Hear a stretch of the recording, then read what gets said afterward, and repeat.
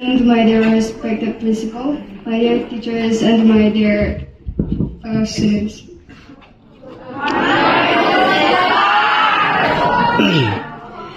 In this beautiful day, I'm going to give a short narration about Birsa Munda. Birsa Munda was born on 15 November 1875 at the village of Ulihatu in Ranchi district of Bengal Presidency, and now it is known as Kunti district in Jharkhand. It was during the British colonial rule and the exploitation of tribals outraged the innocence of Birsa.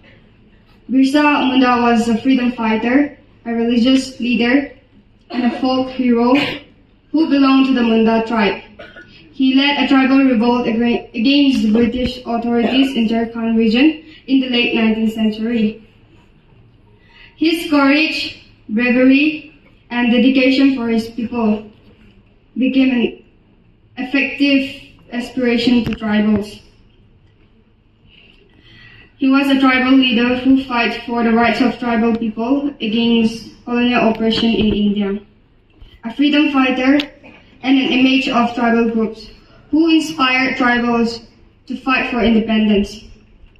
He died on June 9, 1900 at the age of 25 while he was lodging at the Ranchi Zoo.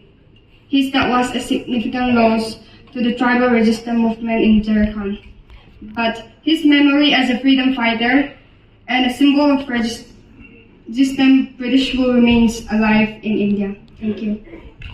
Respected our principals and all the teachers and my beloved sisters and brothers.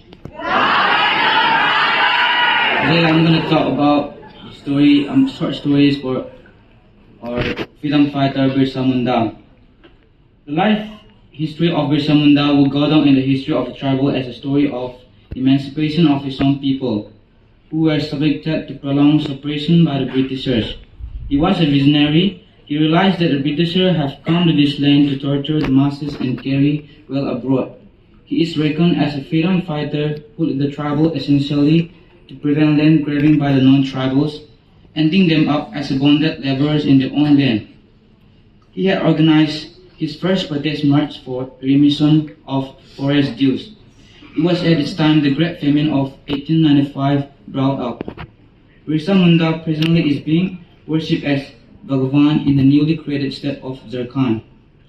Birsa was born in the year 1874. Though he lived a very short span of 25 years, he rousted the tribal mindset and mobilized them in a little town of Nagpur and was a terror for the British rulers.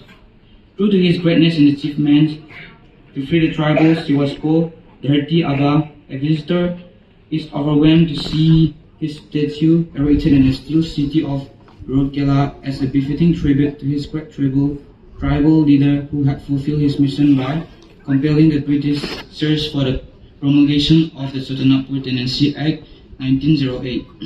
This legislation, being an offshoot of his struggle, prohibited alienation of tribal lands and also provision for restoration of the alienated land. He invoked the tribals to take pride of their ancestors' patriotisms and to maintain their cultural ethos.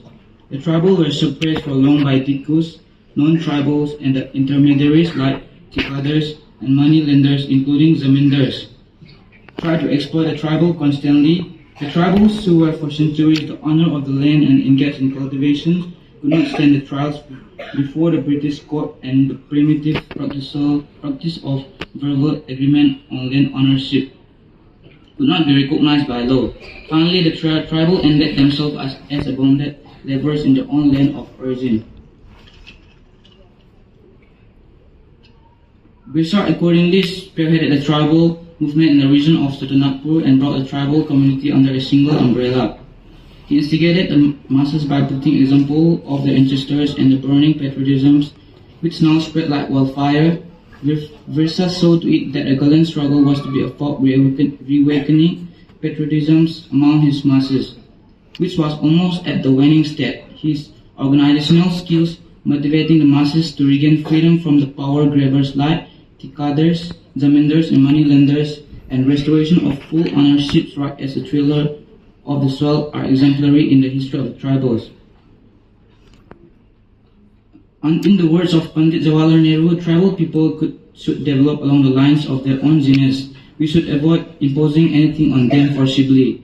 We should try to encourage in every day their traditional arts and culture. Then only Birsa Munda revolved to save the tribal from the age-long repression by awakening them from the deep slumber both as prophet and savior can be fully realized.